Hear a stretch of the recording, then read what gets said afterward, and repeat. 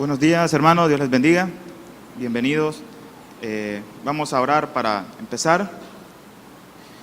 Jesús, te bendecimos, te exaltamos.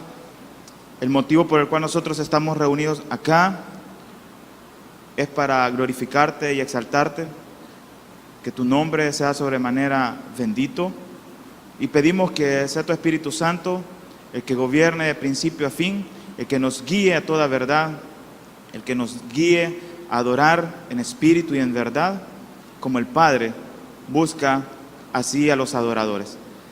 En tu nombre, Jesús, amén.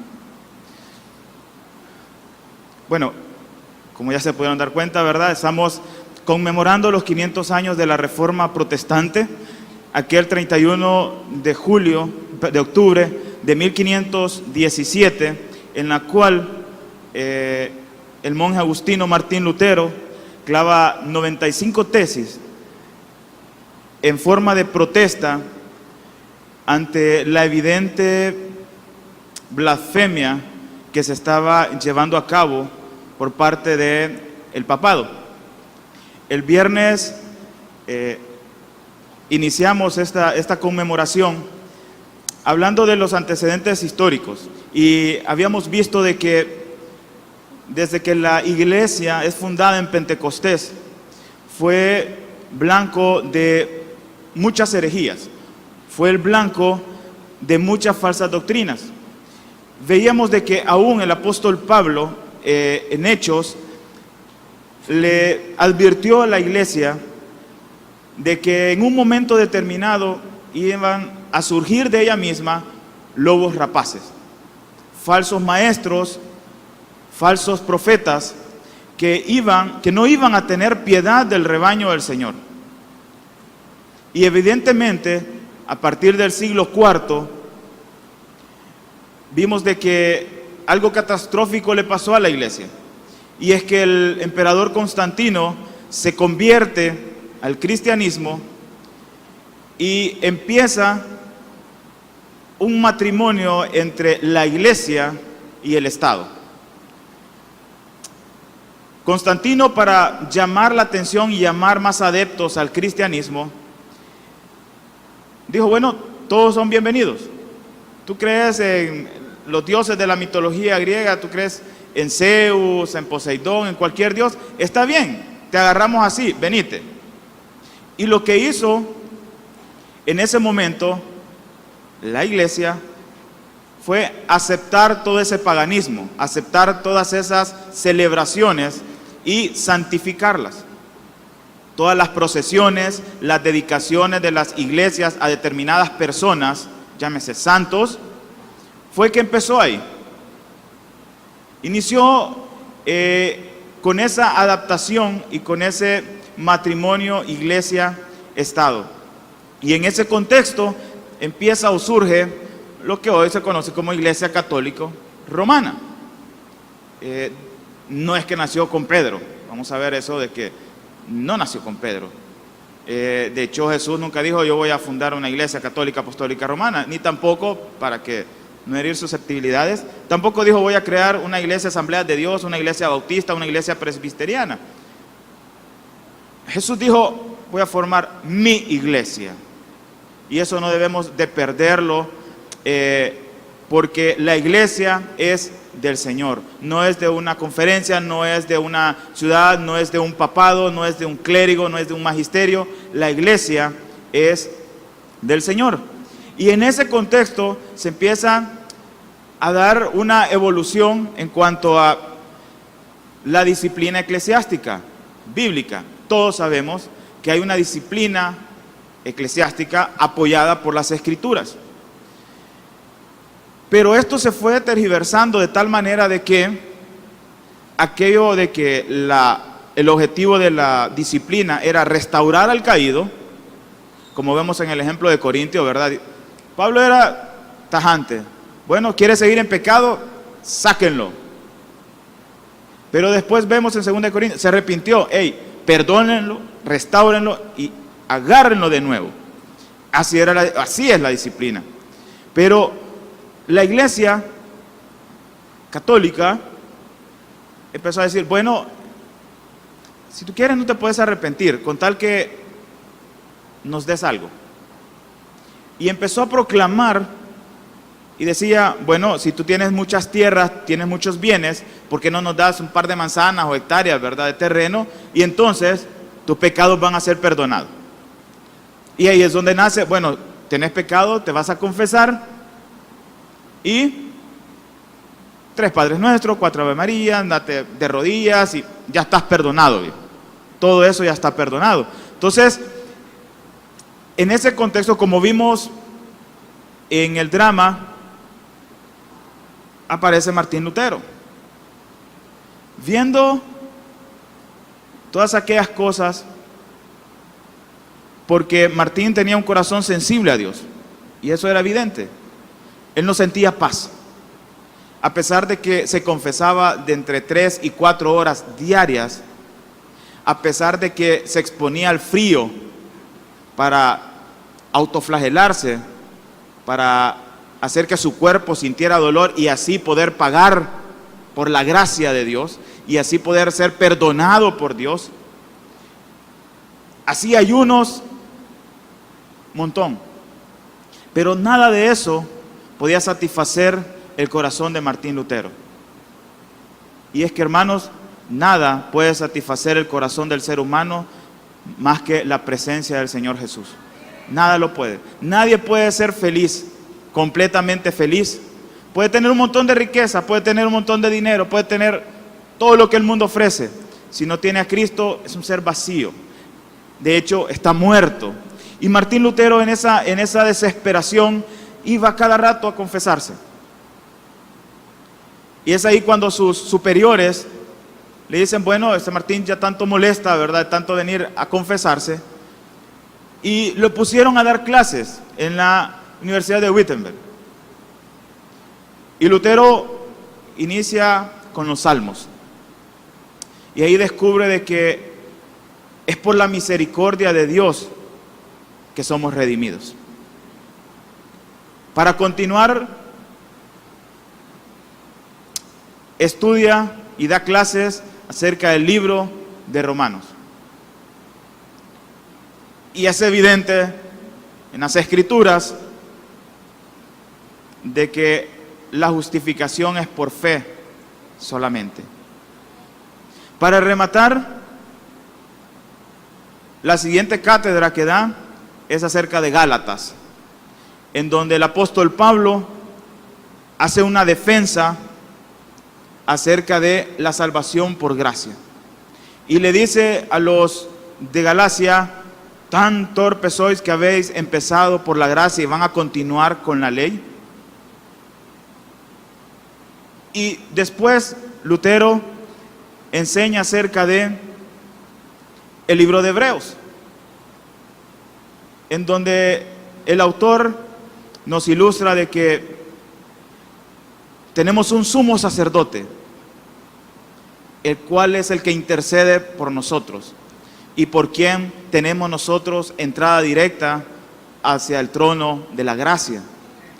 Con esos 4 libros, el corazón de Martín, como veíamos, pasó de un corazón afligido, trastornado, sin paz, y se liberó completamente. Se quitó toda esa carga que tenía. Por eso es que estamos celebrando, y no es que estamos celebrando a Lutero, estamos celebrando el resurgimiento de lo que nunca tenía que haber desaparecido. Bueno, de hecho no desapareció completamente, pero fue tan apocada muchas doctrinas fundamentales.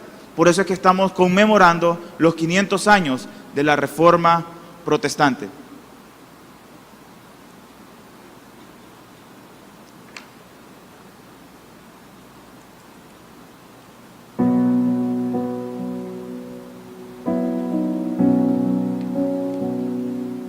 Los reformadores, si bien es cierto, ellos no definieron estas 5 solas que se han llamado, pero todo el trabajo y toda la defensa que ellos hicieron se pueden resumir en estas 5 solas. Sola significa solamente. Entonces ellos, interior. Entonces ellos definieron 5 solas o 5 solamente. Toda la doctrina de los reformadores, que de hecho no fue de los reformadores, están en la palabra. Y era sola escritura, que era la base o el fundamento en el cual se desarrolla la reforma protestante. Posteriormente está la, como ustedes ven, sola fide o sola fe, sola gratia o solamente por gracia, solus Christo o solamente Cristo, y todo esto unido es soli Deo gloria, o sea, solo a Dios la gloria. Veíamos el viernes acerca de la sola escritura.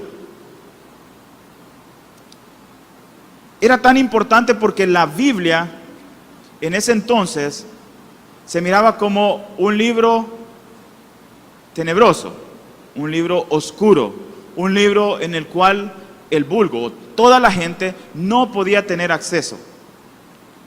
Un libro que solo permitía, por la Santa Iglesia Católica, tener la traducción al latín. La gente no podía, no tenía acceso a las Escrituras. Pero Lutero creía que solo las Escrituras son la base de la verdad.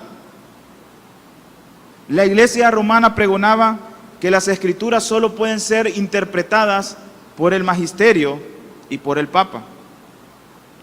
Que la Biblia, la tradición y el magisterio son la base de fe y conducta, y que ninguna de ellas aisladamente puede actuar. O sea, no puede estar la Biblia o las Escrituras por sobre el magisterio ni sobre la tradición. Las tres tienen que estar en el mismo nivel. Citamos a Martin Lloyd-Jones, que decía que sin lugar a dudas todos los problemas de la Iglesia hoy y todos los problemas del mundo se deben a una desviación de la autoridad de las Escrituras.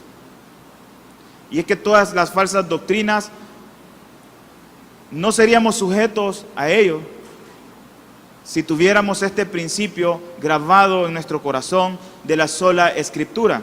Y citamos Isaías 8:20, en el cual el profeta dice: a la ley y al testimonio.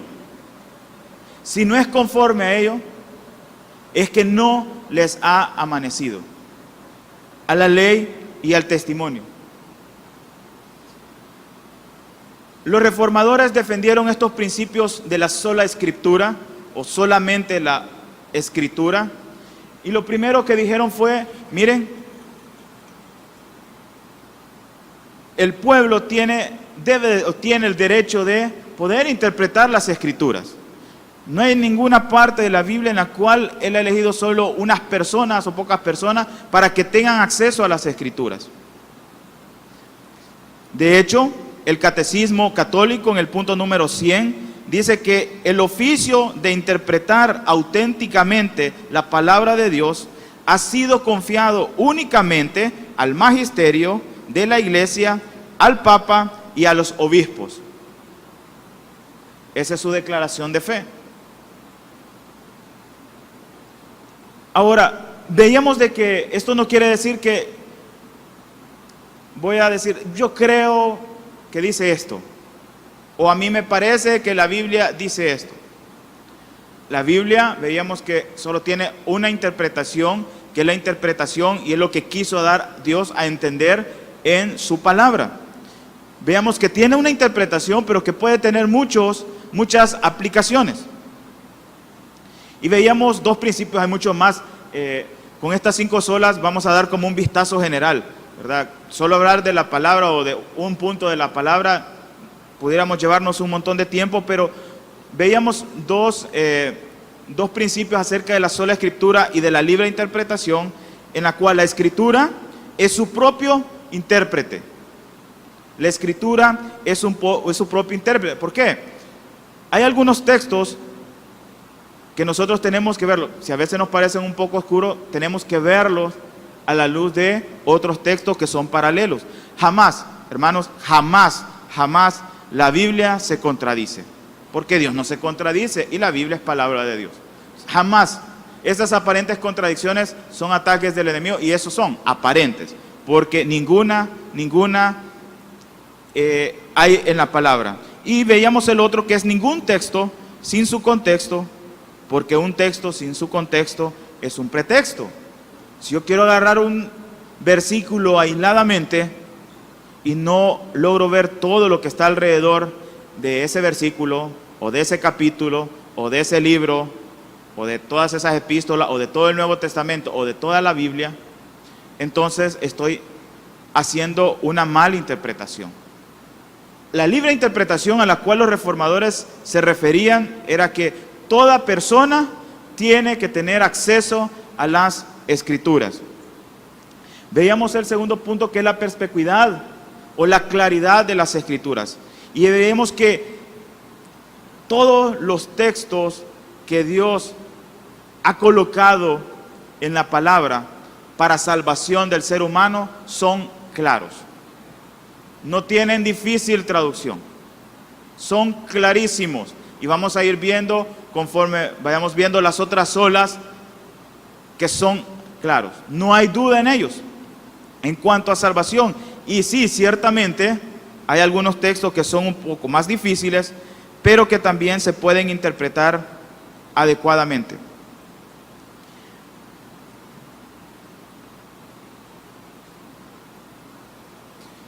Cuando Dios habla, tiene la intención de darse a conocer, y por eso nos dejó su palabra escrita. No para confundirnos, es porque Él se daba a conocer. Cuando cantamos "Quiero conocerte más", pues realmente es leyendo la palabra, escudriñando la palabra, atesorando la palabra, respetando la palabra, amando la palabra, defendiendo la palabra. Es ahí donde Dios se da a conocer al ser humano. Posteriormente, aquí empezamos, la Biblia es la palabra de Dios. No es palabra de un humano, no es palabra de un papado, no es palabra de un pastor, de un presbítero. Es palabra de Dios. Y por eso es que es autoritaria. Por eso es que nuestra fe está basada en eso, porque es palabra de Dios. Y es inspirada. Cuando el texto nos dice que es inspirada por Dios, nos quiere dar a entender de que fue soplada por Dios. Dios sopló las Escrituras. Lutero decía: si leen las Escrituras, oyen a Dios. Entonces ninguno de nosotros podría decir: no, es que yo nunca he escuchado a Dios. Quiere decir que no ha leído las Escrituras, porque si las lee, seguro que escucha a Dios. Ahí le está hablando. Carl Henry decía: Dios, a través de la Biblia, nos da a conocer su privacidad personal. ¿Cómo es como conocemos los atributos de Dios? ¿Cómo conocemos acerca de Dios? Es a través de las Escrituras, de ninguna otra forma. Y ahora, siendo cristianos, el Espíritu Santo nos guía en las Escrituras y ambos glorifican al Señor. La Biblia es un libro fuera de lo usual. No es cualquier libro. Por más de 40 escritores y no hay ningún error. Segunda de Timoteo 3:15, 17.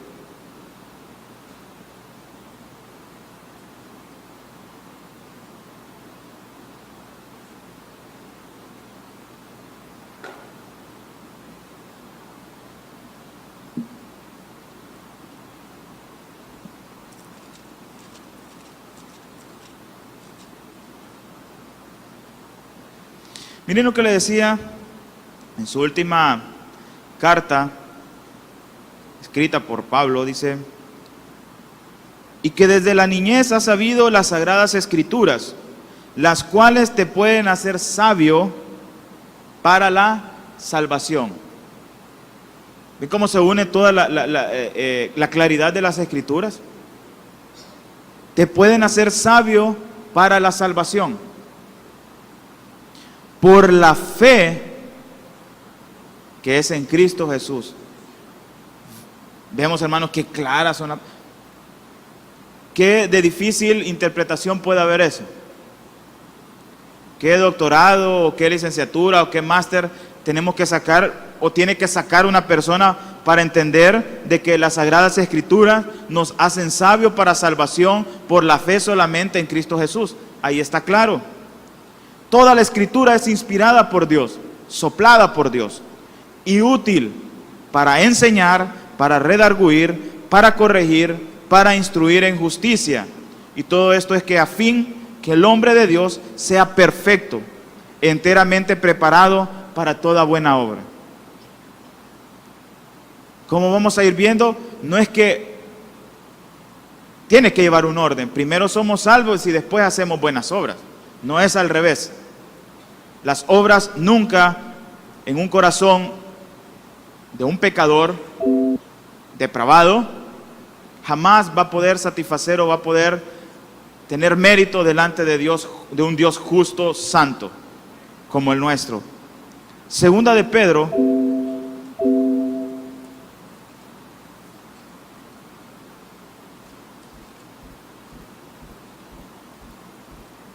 uno 19-21.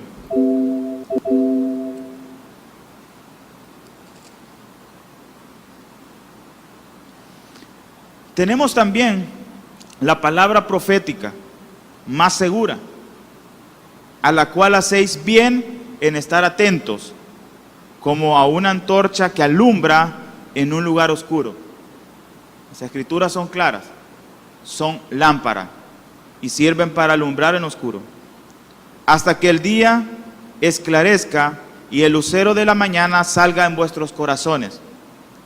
Entendiendo primero esto, que ninguna profecía de las Escrituras es de interpretación privada, porque nunca la profecía fue traída por voluntad humana, sino que los santos hombres de Dios hablaron siendo inspirados por el Espíritu Santo. Y ahí cuando habla de interpretación privada, es que no vamos a ponerle otras cosas a la palabra.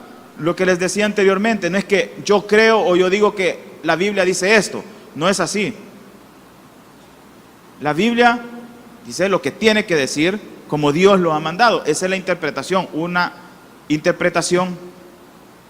Y dice que fue traída por los santos hombres de Dios y que fue soplada por Dios. Fue soplada por Dios. Las Escrituras no fue de los reformadores, no fue de Martín Lutero, no fue de Zwinglio o de Calvino.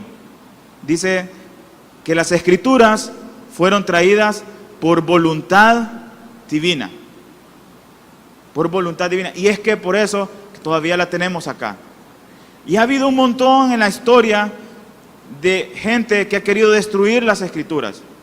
Las han quemado, han perseguido, han matado a las personas que han hecho traducciones, pero jamás van a poder en contra de ella porque es palabra de Dios y es inspirada por Dios. La Biblia también, o las Escrituras, son inerrantes e infalibles. O sea, infalibles que se puede confiar en ellas para la salvación del alma. E inerrante enfatiza la veracidad de las Escrituras.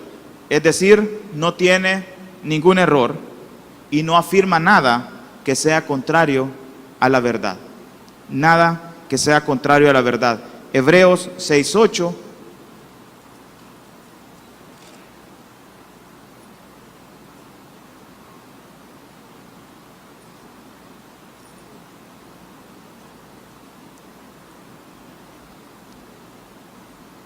Perdón, Salmo 12:6.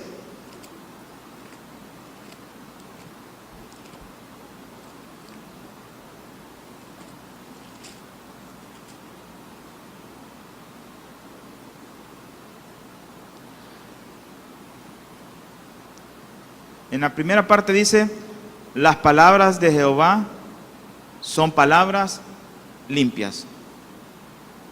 Es inerrante e infalible.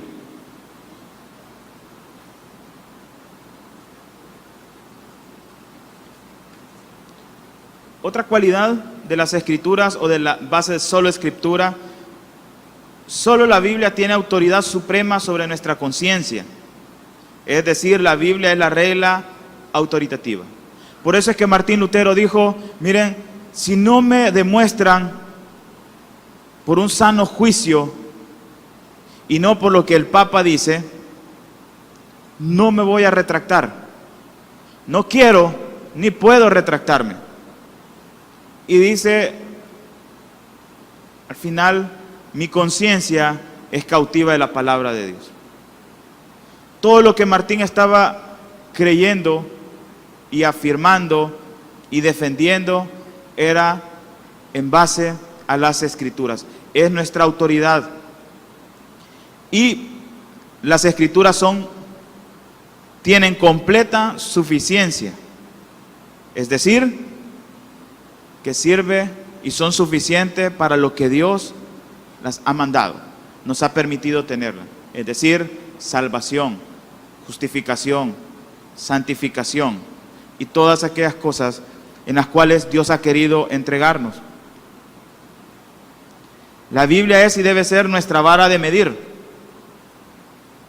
Cualquier asunto de nuestra vida, no solo lo religioso, no solo lo del domingo, todas las áreas de nuestra vida, la regla o el parámetro que nosotros debemos de tener son las Sagradas Escrituras.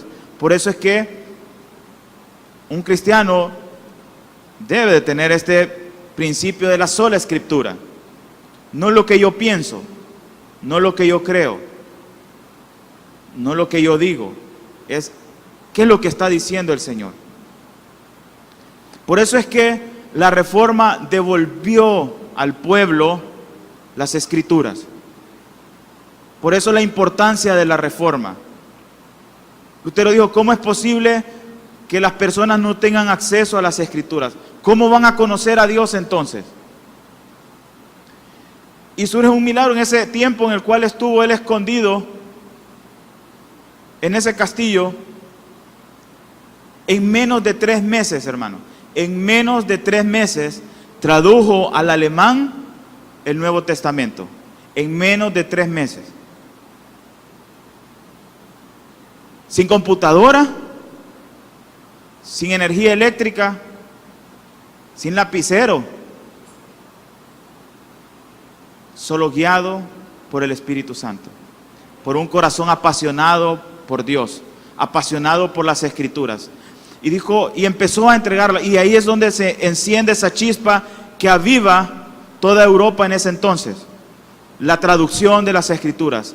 Y empezó traducción tras traducción, tras traducción, hasta que llega a España a través de Casiodoro de Reina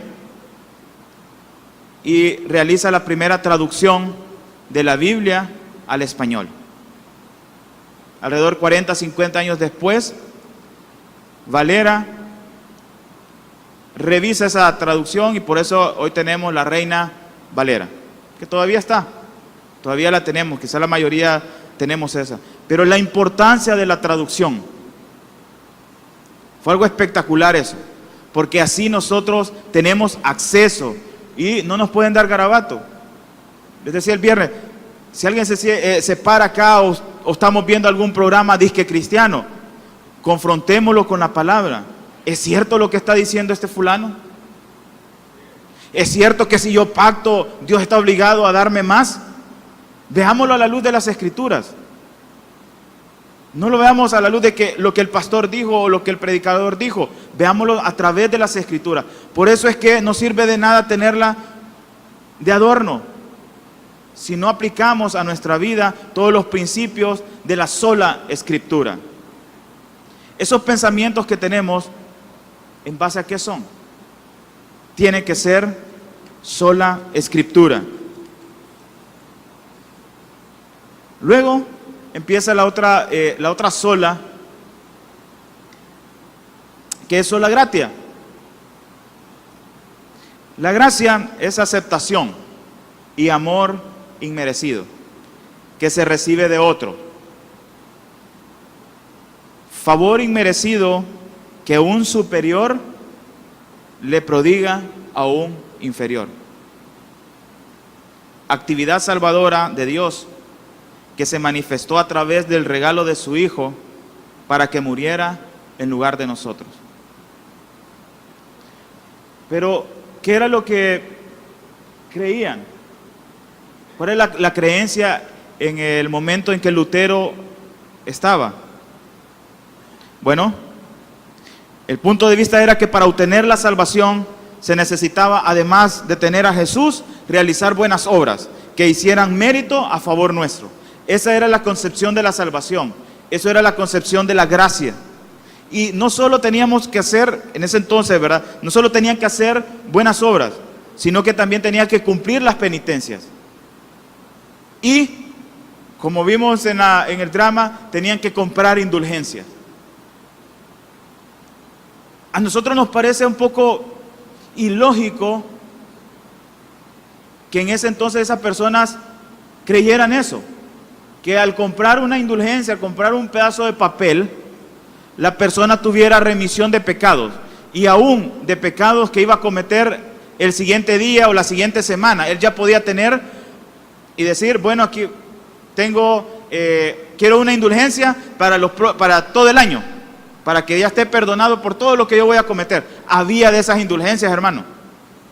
Y hoy lo podemos ver en retrospectiva, pero lo vemos así un poco raro. ¿Por qué? Porque tenemos las Escrituras. Pero el pueblo no tenía las Escrituras. El pueblo no leía las Escrituras. No conocían la verdad. Y todo lo que decía allá en Roma el pontífice, eso era palabra de Dios.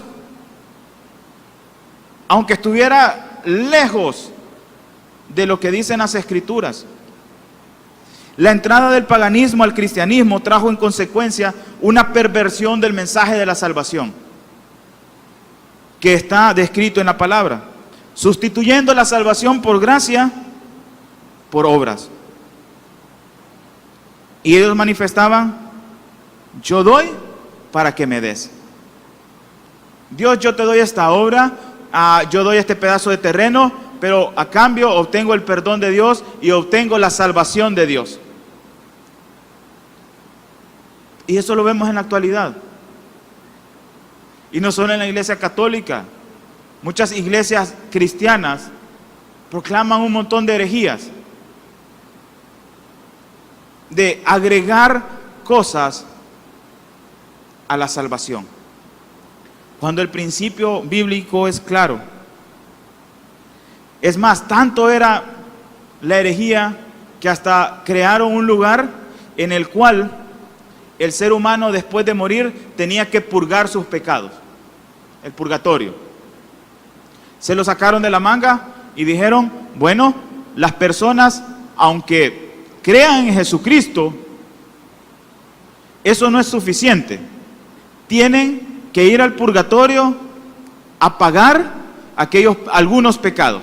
Tal vez Jesús quitó muchos pecados, pero algunos quedaron ahí en el ser humano y tienen que ir al purgatorio a purgar esos pecados, hasta que paguen eso, y de ahí sí pueden irse para el cielo.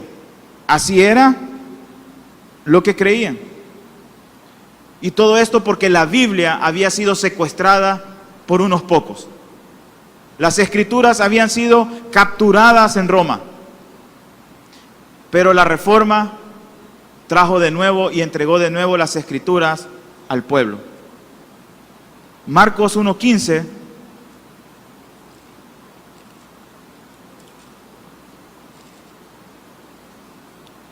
Jesús mismo dijo, el tiempo se ha cumplido y el reino de Dios se ha acercado. Arrepentíos y creed en el Evangelio.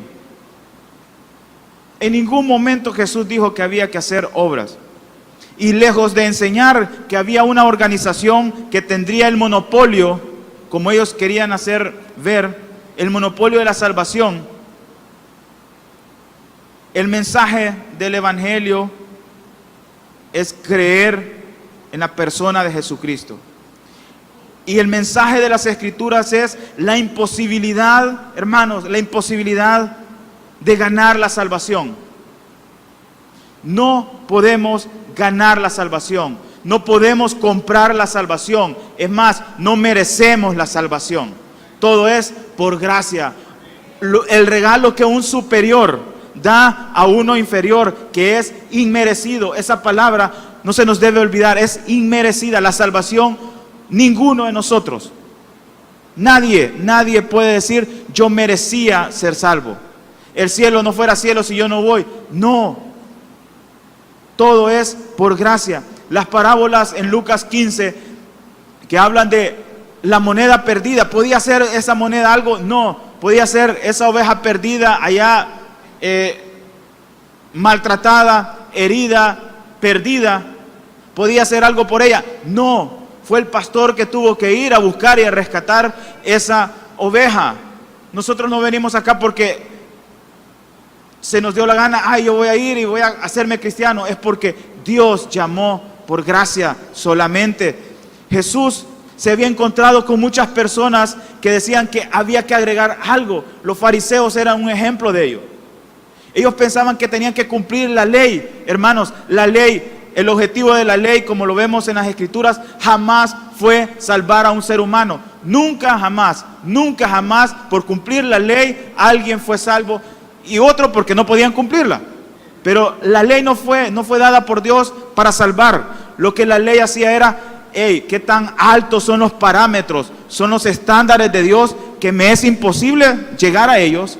Y lo que la ley me decía es, qué tan pecador, qué tan sucio soy yo y qué tan santo es Dios. Y la ley me llevaba a decir, bueno, reconozco esa incapacidad mía, y lo que tengo que hacer es, Dios, ten misericordia de mí.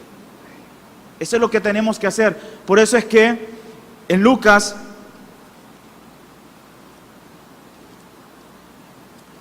18,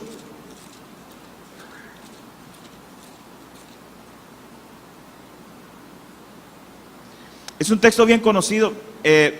Habla acerca de la parábola del fariseo y del publicano.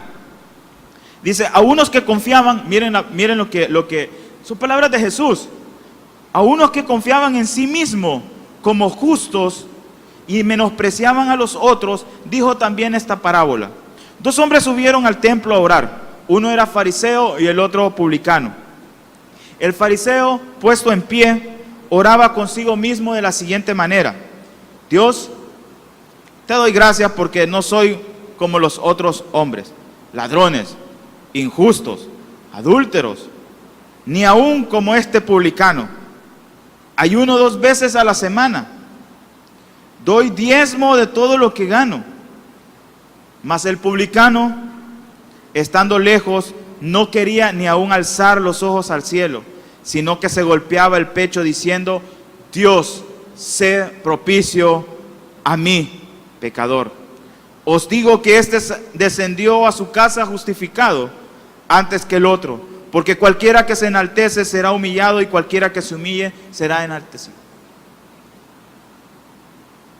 ¿Hay alguna complejidad en este texto? Creyéndose justo. Hermanos, nadie es justo. Nadie es justo. Hasta que estamos en Cristo Jesús, como lo veremos, es que podemos decir que somos justos. Pero dice ahí que el fariseo empezó a decir, mira, yo soy... ¿Cuántas personas creen que por dar dinero van a tener la gracia de Dios? ¿Cuántas personas piensan que por hacer buenas obras van a obtener la gracia de Dios y la salvación? El fariseo decía, yo soy una buena persona. ¿Por qué cuando se evangeliza dice, no, si yo no tengo necesidad, yo soy una buena persona? Yo no le hago mal a nadie. Le doy a los pobres, le doy a los hijos, o sea, yo no soy malo. Para eso sirve la ley, para decirnos de que esa justicia no tiene nada que ver con la justicia perfecta de Dios. Y Jesús le dijo, miren, entre estos dos, aquel que se las pica de que justo, ahí se va a quedar. Pero aquel publicano que reconocía su incapacidad para ser salvo, ese salió justificado. Y son palabras de Jesús.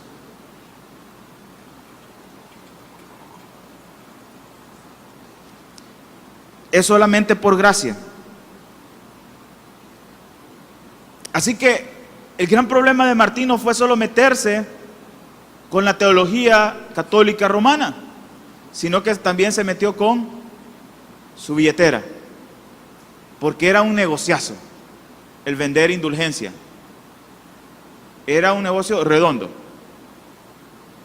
Y eso fue lo que más le ardió, que iban a haber disminuido sus ingresos económicos, porque estaba pregonando no lo que Martín se le había ocurrido. Martín lo que estaba pregonando eran las escrituras, las cuales son claras. Por eso es que, hermanos, la base es solo escritura, porque ahí es donde nosotros vemos que la salvación es por gracia solamente, no hay otra cosa.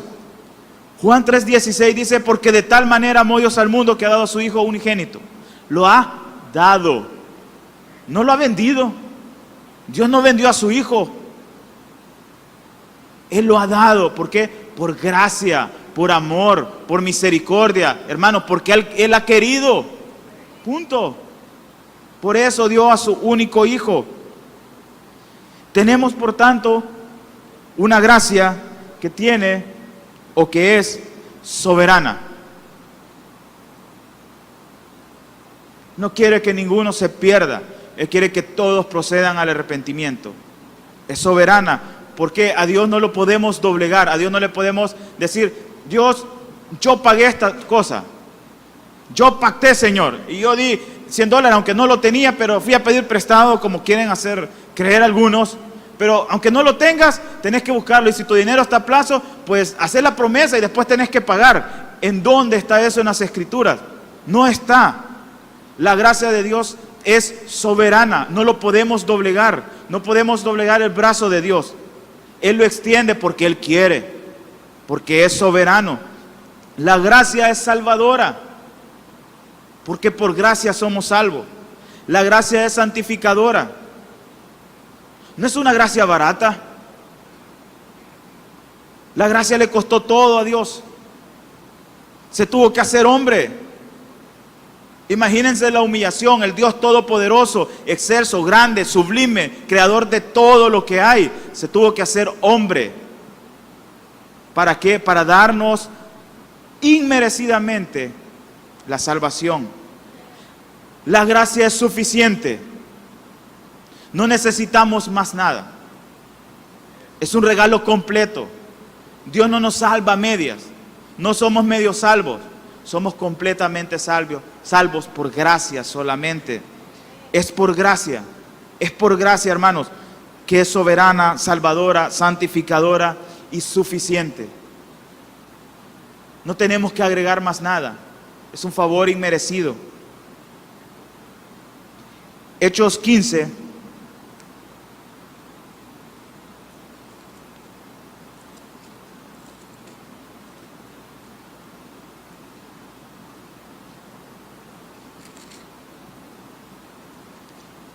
El contexto acá es el concilio de Jerusalén. Se reúnen los apóstoles porque dijeron: bueno, están los judaizantes, o sea, los judíos que se habían convertido al cristianismo, y decían: miren, ustedes tienen, miremos ahí todo lo que estaban, la falsa doctrina o la herejía. Miren, ustedes tienen que circuncidarse. Ustedes tienen que cumplir o guardar el sábado. Ustedes tienen que cumplir la ley. Entonces, es Cristo más tal cosa. Eso era la salvación. Se reunieron los apóstoles y dijeron: y Dios que conoce, 15:8, y Dios que conoce los corazones les dio testimonio, dándoles el Espíritu Santo lo mismo que a nosotros. Y ninguna diferencia hizo entre nosotros y ellos, purificando por la fe sus corazones. Ahora pues, ¿por qué tentáis a Dios poniendo sobre la cerviz de los discípulos un yugo que ni nuestros padres ni nosotros hemos podido llevar? Nadie puede cumplir la ley. Antes creemos que por la gracia del Señor Jesús seremos salvos, de igual modo que ellos.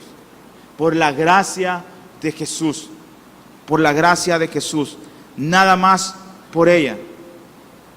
Sola escritura, sola gratia. Luego veremos solo fide. Recordemos que solo estamos haciendo un pasaje, hablar de la gracia es inmenso. Solo fide, o sea, solamente la fe, solamente la fe. Lutero decía que si la doctrina de la justificación por fe se pierde todo el resto de la doctrina cristiana. Por la fe solamente. La justificación por fe también fue una de las doctrinas más atacadas por la Iglesia romana. Recordémonos, no tenían las Escrituras. No tenían las Escrituras.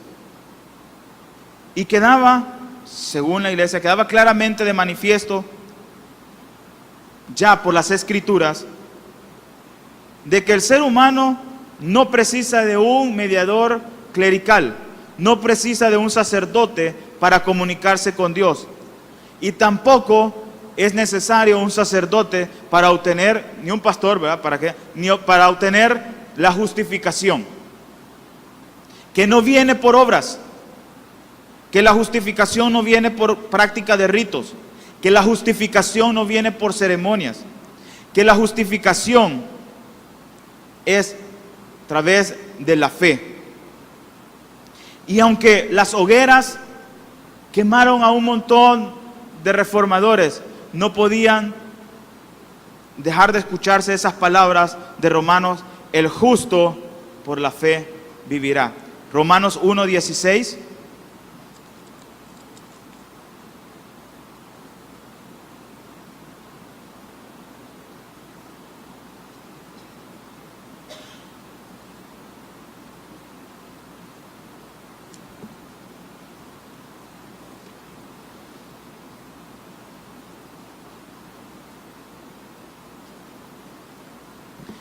Porque no me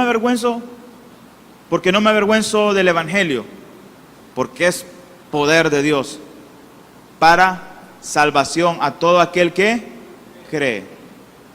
No es todo aquel que ofrenda, no es todo aquel que diezma, no es todo aquel que hace buenas obras, que va a crear un asilo, un orfanato, es para todo aquel que cree. Al judío primeramente y también al griego, porque en el Evangelio, la importancia del Evangelio, las buenas nuevas, porque en el Evangelio la justicia de Dios se revela por fe y para fe, como está escrito: mas el justo por la fe vivirá. Qué buena noticia, ese Dios justo, santo, perfecto, que va a pagar y que ningún pecador va a quedar sin su merecido. Esa justicia de Dios es imputada, es dada a aquel que cree, aquel que tiene fe, aquel que cree en el sacrificio de Jesús. En Romanos 4, 13, 22, Pablo, haciendo una defensa acerca de que somos justificados por fe solamente, empieza a hablar de Abraham, el padre de la fe. Todo judío conocía a Abraham, todos descienden de ahí. Y Pablo empieza a decir: miren,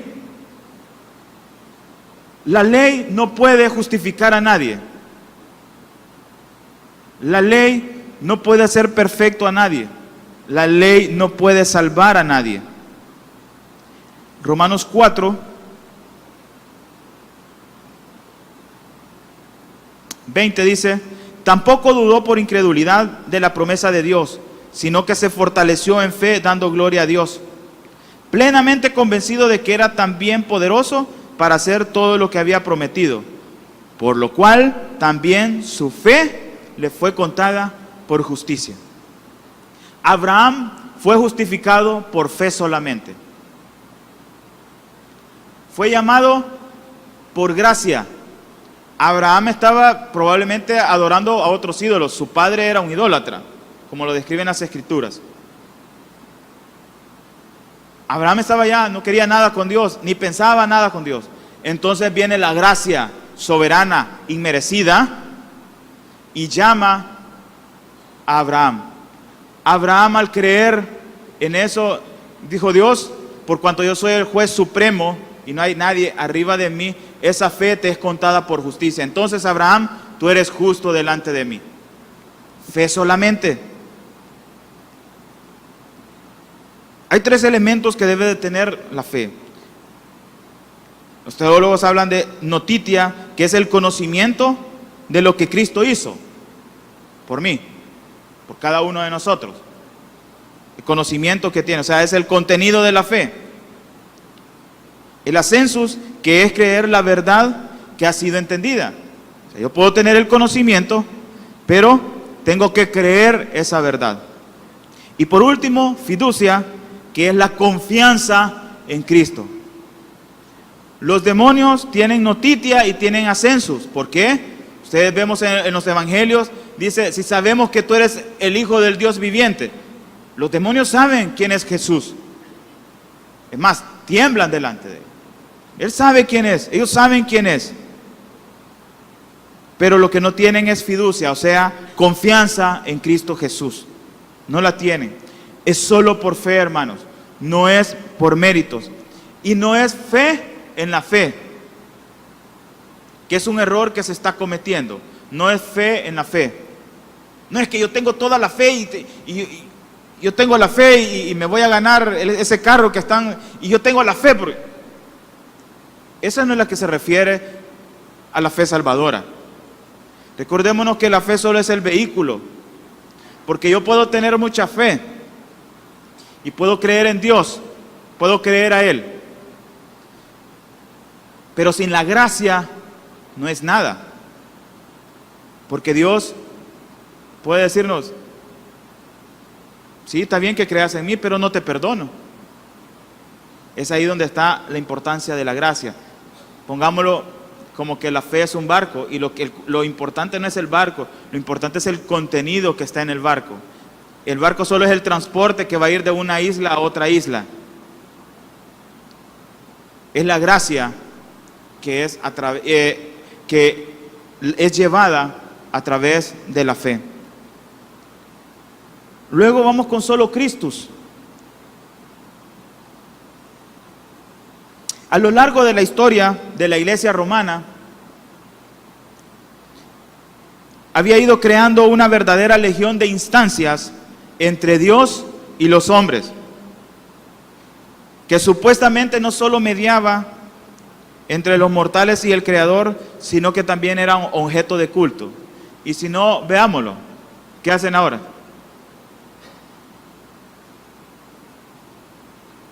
Esas personas, ¿por qué se miran de que ellos son los mediadores? Y ya no solo Cristo Jesús es objeto de culto, sino que también ellos. ¿Cuántos pastores también piensan, y toda esa falsa doctrina de los apóstoles y los profetas, porque ellos creen que al decir ellos que son eso, están más cerca de Dios y son entes superiores y que están intercediendo por nosotros? La Biblia no declara eso. Vemos todo ese montón de santos, todo el santoral que tiene, y hay santos para todo. Santos para el dolor de muela, santos para encontrar lo perdido, santos para encontrar esposa o esposo, santos para todo, para todo.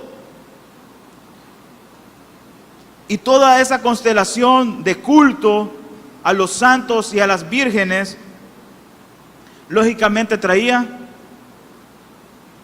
un beneficio económico. Si no, veamos ahí cuánta gente va ahí a Guatemala. Y todos los que van ahí traen algo, algún recuerdo, pues sí, hay que traer. La reforma, al regresar a la sola escritura, había liberado a las personas. Una encuesta episcopal de la Conferencia Episcopal Italiana encontró esto. Miren qué tan tergiversado está esto en la actualidad, hermanos. ¿A quiénes oran los italianos? Al Padre Pío, 69%. Ellos le oran a él, piden a él, le solicita que interceda por ellos. A San Antonio de Padua, San Francisco de Asís, Santa Rita, a la Madre Teresa y a Santa Clara de Asís. A ellos es que le piden, ¿dónde está Cristo Jesús ahí? ¿Dónde está Jesús? ¿Dónde está Jesús? Han puesto un montón de mediadores, un montón de imágenes. De hecho, el 71% según esta encuesta de esa conferencia, 71% de los italianos tienen imágenes. Tienen imágenes. Un crucifijo. Solo el 2%, alrededor del 2% tiene una Biblia. Imaginémonos qué porcentaje es de las personas que la leen y las escudriñan. Cualquier parecido para los cristianos no es casualidad. ¿Cuántos tenemos Biblia y no la leemos y no las escudriñamos? Y están ahí polvosas, la capa de polvo cabal de la semana. ¿Y dónde está la Biblia? No, yo no sé dónde la dejaste. En el carro la dejaste. Ah, va, está bueno, vámonos. Se nos olvida. Miren hasta dónde había sido rebajado la doctrina de que solamente Cristo. Bonifacio, un papa, en el 1302 dijo: por lo tanto declaramos, proclamamos, definimos que es absolutamente necesario para la salvación que toda criatura humana esté sujeta al romano pontífice. ¿Dónde está eso en las Escrituras? Volvemos a sola Escritura. El Catecismo Católico en el punto 95 dice: la Santa Tradición, la Sagrada Escritura y el Magisterio de la Iglesia, según el plan prudente de Dios, están unidos y ligados, de modo que ninguno puede subsistir sin nosotros. Los tres, cada uno según su carácter y bajo la acción del único Espíritu Santo, contribuyen eficazmente a la salvación de las almas. Ah, ya no es Jesús el que salva entonces. Tiene que estar la tradición, y tiene que estar el magisterio, tiene que estar el Papa. Contextualicémoslo en el ambiente cristiano. Ah, tienes que hacer obras, tienes que hacer un pacto, tienes que dar dinero para obtener la salvación.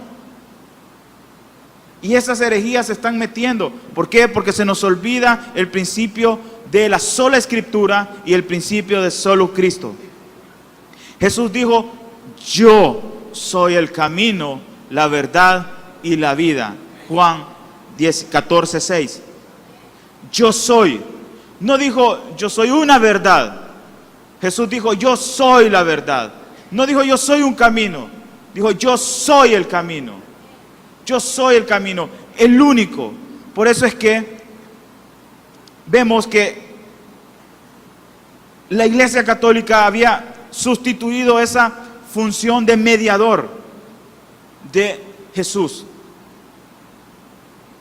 La Reforma trajo consigo de que el conocimiento a través de las Escrituras de que solo Jesús es nuestro mediador. Y lo vamos a ver, no lo que dijo Lutero, hermanos, no lo que dijo Calvino, no lo que dijo Hus o lo que dijo Wycliffe, es lo que dice la palabra inspirada de Dios. Por eso es que tenemos que volver a las Escrituras. Hebreos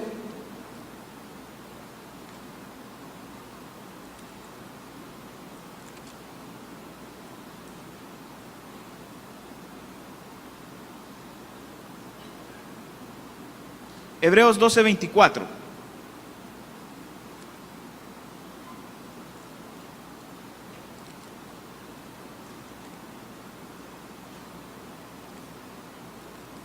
Dice: a Jesús, el mediador del nuevo pacto. ¿Hay alguna dificultad de interpretación? A Jesús, el mediador de un nuevo pacto. Siempre en Hebreos 7, 25, 26 dice, por lo cual puede también salvar perpetuamente a los que por Él se acercan a Dios. Por Él, por Jesús, viviendo siempre para interceder por ellos. No necesitamos ningún pastor, ningún presbítero, ningún papa, ninguna virgen, ningún santo para que interceda. Es Jesús el que intercede. Olvidémonos eso de que, es que no le va a negar algo a su mamá. Nada que ver. Es Jesús, nada más. Porque tal sumo sacerdote, así es Jesús, tal sumo sacerdote nos convenía, santo, inocente, sin mancha, apartado de los pecadores y hecho más sublime que los cielos. Ese es el sumo sacerdote que nosotros tenemos. Ese es nuestro mediador, santo, sublime, puro, sin mancha, sin pecado, apartado de los pecadores. Ese es nuestro sumo sacerdote. ¿Qué dice Romanos 8:34?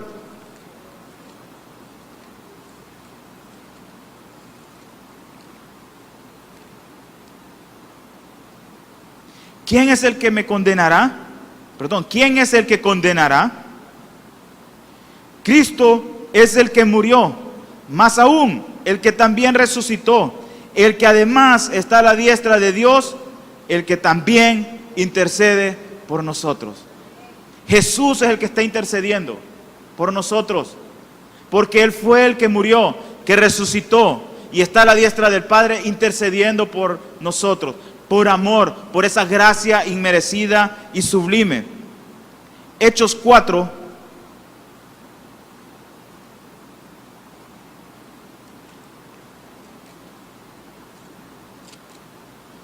Son unas palabras muy conocidas.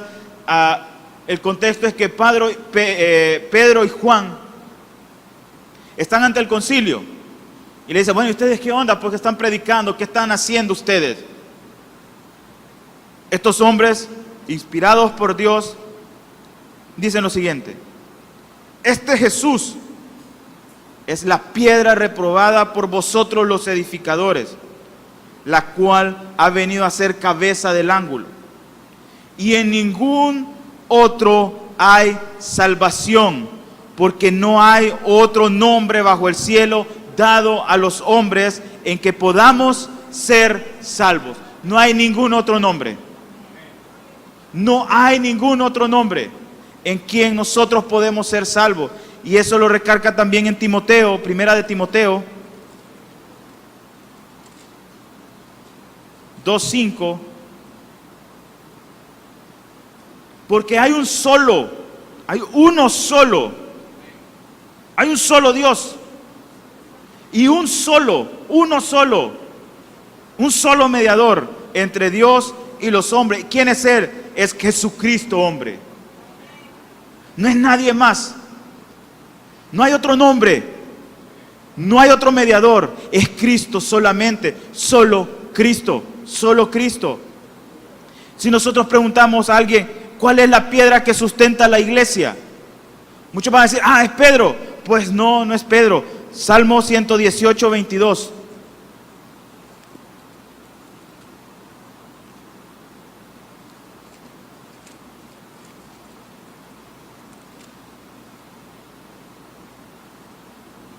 La piedra que desecharon los edificadores ha venido a ser cabeza del ángulo. Primera de Pedro 2.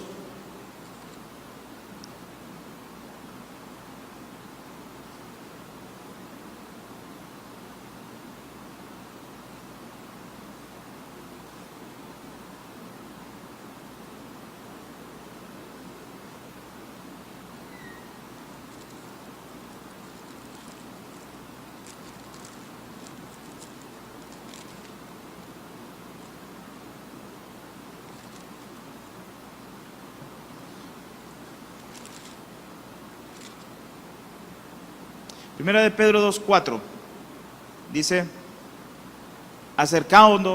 acercándoos a Él, piedra viva, desechada ciertamente por los hombres, mas para Dios escogida y preciosa.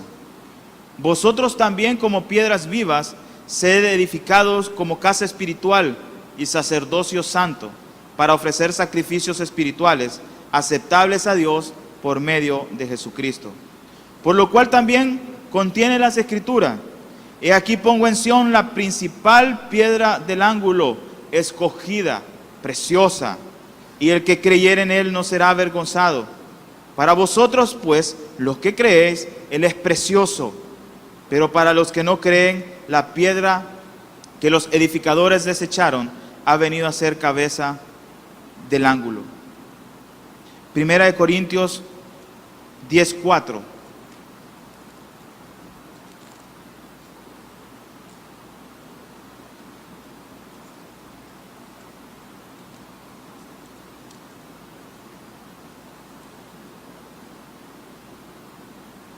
¿Hay alguna duda de en dónde está sustentada o quién es la piedra de la iglesia? Y todos bebieron la misma bebida espiritual, porque bebían de la roca espiritual que los seguía, y la roca era Cristo. Ahí está. Queriendo acomodar de que Pedro, ¿verdad? Pero son dos términos diferentes. Es más, muchos padres de la iglesia, como Tertuliano, Orígenes, Eusebio, el mismo Agustín, en ningún momento proclamaron de que Pedro era la cabeza o era la piedra de la iglesia. Si nosotros le preguntamos a una persona, ¿quién es la cabeza de la iglesia? Bueno, volvamos a las Escrituras y miremos en Efesios 1:22.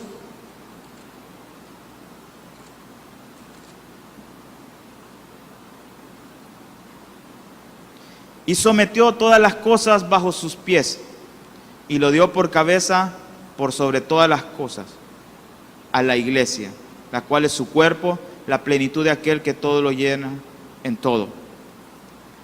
La cabeza de la iglesia es Cristo Jesús. Eso mismo lo declara en Colosenses 1:18. Y Él es la cabeza del cuerpo que es la iglesia. Él es nuestro sumo sacerdote, Él es el único mediador, Él es la piedra donde se fundamenta la iglesia, Él es la cabeza de la iglesia, es su iglesia. Y por último, todo esto de las olas es ¿para qué? Para la gloria de Dios. Para la gloria de Dios. Solo a Dios la gloria. Solo a Dios la gloria. Hermano, y es que si hay algo que Dios no comparte con nadie, es su gloria. Así de exigente es Dios. Puede compartir, tenernos en el cielo. Puede compartir eso, pero lo que no comparte jamás es su gloria. Jamás. Solo a Dios la gloria. El término que expresa es kabod, que es peso o pesado, dando a entender lo grande y lo maravilloso de la gloria de Dios. El término griego es doxa, que es brillantez o esplendor o opinión. Definiéndolo es el conjunto de cualidades o atributos que Dios tiene en su interior. Eso es gloria. Y externamente podemos decir que su gloria es el despliegue de esos atributos en su creación.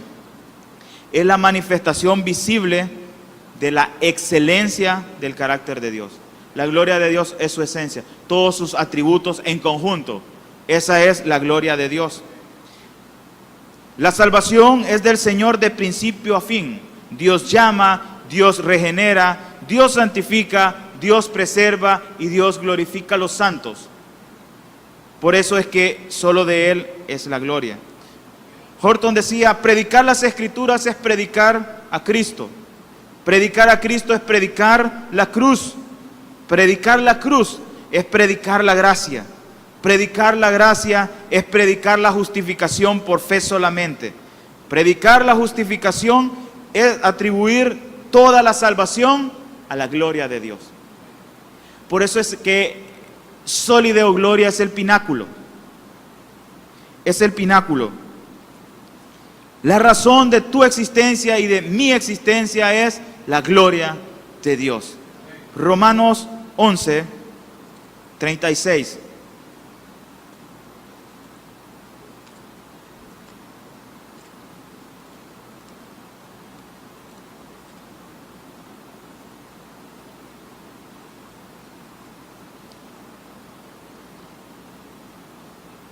Porque de Él, y por Él, y para Él, son todas las cosas. A Él sea la gloria por los siglos. Amén. Como dice en otras partes, no a nosotros, sino a su nombre sea dada la gloria. Solamente a Jesús, solamente a Dios. Por eso es que todo es de Él, el propietario de todo es Dios. Todo es por Él, o sea, todo ha sido creado por Él. Y no solamente lo creó, Él lo sustenta. Y todo es para Él. Todo es para Él. La misma iglesia es para la alabanza de su gloria. Y eso lo pueden leer en Efesios 1, 3 al 14. Que nosotros fuimos para la alabanza de su gloria. Y lo repite 3 veces. Para la alabanza de su gloria, para la alabanza de su gloria, para la alabanza de su gloria. Dios nunca trata de ser el centro de atención porque Él es el centro de atención. Él mismo es. Dios está satisfecho consigo mismo desde la eternidad y por la eternidad. Y es que en su gracia es que ha querido salvarnos. Por eso es que la representación de esto es eso. Hoy con las redes sociales le preguntaba ahí, porque yo no tengo, ¿verdad? Una red social que pone en un muro y es donde tú expresas cómo te sentís, lo que crees, lo que te gusta y todo. Por eso es la representación de este muro. Y también en la antigüedad se hacían muros alrededor de las ciudades para proteger la ciudad, como una protección. Hermanos, si nosotros tenemos y toda nuestra creencia se basa en la sola Escritura, no vamos a caer en falsas doctrinas. Y miren, las vamos a agarrar así en el aire. 58 minutos pudieron haber estado diciendo verdad, pero en 1 minuto metieron. ¿Por qué? Porque al error no le cae mal la verdad. El error puede tener un poquito de verdad, pero jamás vamos a decir que la verdad tiene error. Va en contra de su naturaleza. Cuando nosotros tenemos la sola Escritura, jamás vamos a caer en el error. Y vamos a reconocer que la salvación es por gracia solamente, a través de la fe y solamente por Cristo Jesús. Y todo esto es solo para la gloria de Dios. Efesios es un texto que nos habla de todas estas cosas, de todas las olas. Como les digo, no es los reformadores, es la palabra de Dios. No es Martín Lutero, es la palabra de Dios. Es más, si él estuviera vivo, dijera, miren, ni mencionen mi nombre. Ellos no querían la gloria para ellos. En ningún momento. Ellos expresaban que la gloria es de Dios. En Efesios 2, el apóstol Pablo, inspirado por el Espíritu Santo, lo expresa de una manera sublime. Efesios 2, 1 dice, y Él, ¿quién? Dios. Y Él os dio vida a vosotros cuando estabais muertos en vuestros delitos y pecados, en los cuales anduvisteis en otro tiempo, siguiendo la corriente de este mundo, conforme al príncipe de la potestad del aire, el espíritu que ahora opera en los hijos de desobediencia. Hermanos, todos y cada uno de los que estamos, así estábamos. Eso éramos, hijos de desobediencia. Miren, entre los cuales también todos todos nosotros vivimos ¿en qué? En otro tiempo, en los deseos de nuestra carne, haciendo la voluntad de la carne y de los pensamientos. Y éramos por naturaleza hijos de ira, lo mismo que los demás. Pero Dios es Dios, que es rico en misericordia. Es rico en misericordia por su gran amor con que nos amó. Aún estando nosotros muertos en pecado, nos dio vida juntamente con Cristo. Por gracia sois salvos. Y juntamente con Él nos resucitó. Y asimismo nos hizo sentar en los lugares celestiales con Cristo Jesús, para mostrar en los siglos venideros las abundantes riquezas de su gracia, en su bondad, para con nosotros en Cristo Jesús. Porque por gracia sois salvos, por medio de la fe. Y esto no de vosotros, pues es un don de Dios. No por obras, para que nadie se gloríe. Porque somos hechura suya, creados en Cristo Jesús, para buenas obras, las cuales Dios preparó de antemano para que anduviésemos en ellas. ¿Hay alguna dificultad en ese texto de interpretación? ¿Hay alguna dificultad en entender de que somos salvos por gracia? ¿Hay una dificultad que es a través y somos justificados a través de la fe? ¿Hay una dificultad para entender que es en Cristo Jesús? ¿Hay alguna dificultad que todo eso, por cuanto no depende de nosotros, la gloria se la lleva el Señor?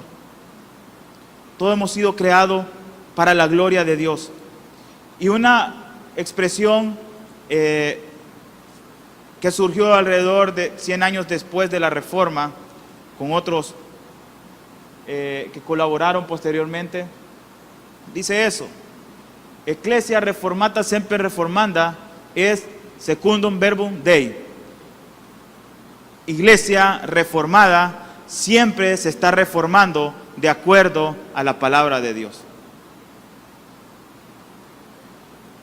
Eso es. No que vamos a estar cambiando de parecer, no lo entiendan de esa manera. Es que nos estamos reformando siempre. ¿Por qué? Si dice ya que el matrimonio homosexual es bien o está bien, yo me voy a las Escrituras. Y si ese pensamiento y esa doctrina está metiéndose en la iglesia, mi pensamiento tiene que estar siempre reformándose según o de acuerdo a las Escrituras. Por eso es que si solo lo dejamos en semper reformanda, no está bien.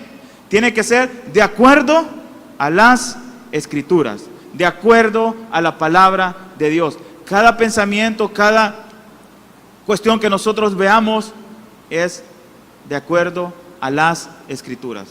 ¿Está bien el aborto? ¿Está bien el matrimonio homosexual? ¿Está bien pactar para que Dios me dé algo? ¿Está bien dar dinero para que Dios me haga un favor? ¿Está bien dar algo para que Dios me sane? ¿Está bien estar recogiendo un vasito con agua, verdad? Y que lo vas a tomar y te vas a curar. ¿Está bien llevar un papelito a unas raíces y que eso va a estar podrido pero vas a resurgir? ¿Está bien pasar debajo de una bandera? ¿Está bien tener una rosa? ¿Está bien todo eso? Por eso es que nuestro pensamiento siempre tiene que estar reformándose de acuerdo a la palabra de Dios. Todo esto es para la gloria de Dios, hermanos. La reforma ha dado muchos beneficios. Y de hecho, el hecho de que nosotros estemos acá es por la reforma. El hecho de que usted pueda abrir la Biblia y entenderla porque está en español es por la reforma. Fue tan así el legado de la reforma que los científicos hoy que se las pican de que las creencias y que no creen en Dios y que estos son bien cuadrados, ellos le deben eso a la reforma. Porque antes, si ellos se ponían a descubrir algo o a inventar cosas, decía la iglesia que eran herejes y los mataban. Pero con la reforma vino la revolución científica también. Hasta ellos tendrían que reconocer eso, que fue por la Reforma. Por la Reforma fue avanzándose la educación. La primera iglesia, la primera escuela pública en donde decían que los niños tenían que ir obligatoriamente porque tenían que aprender a leer, adivinen, era de una iglesia reformada. Era de los reformadores. ¿Por qué? Los reformadores veían la necesidad de educarse, porque tenía que toda persona aprender a leer para leer las Escrituras. Por eso necesita, y por eso crearon universidades, y por eso se creó un montón de, es más, todas esas universidades que hoy se las pican de ateas. En otra ocasión podríamos hablar de Harvard, Yale, Princeton. Todas esas fueron creadas por personas que creían en los principios de la Reforma. Y hoy que se las pica, soy de Harvard. Pues fue fundada por reformadores, por puritanos, por cristianos, aunque les duela. Tal es el legado de la Reforma, no solo espiritual, sino que también en otras áreas. Todas estas solas tendrían que ser nuestros principios de fe. La declaratoria o confesión de fe de Asambleas de Dios no es porque sea de asamblea la creemos, es porque están basadas en la palabra, y por cuanto expresan palabra de Dios es porque las creemos. Todo tiene que ser en base a la palabra, y todo es para la gloria de Dios, hermanos. Solo a Dios la gloria. No es nada de nosotros. Nosotros no somos nadie. Es solo a Dios la gloria. Solo a Dios la gloria. Es que vamos a orar.